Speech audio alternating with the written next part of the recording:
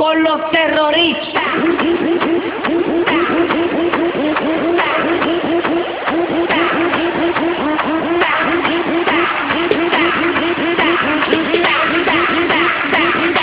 And do the Harlem Shake.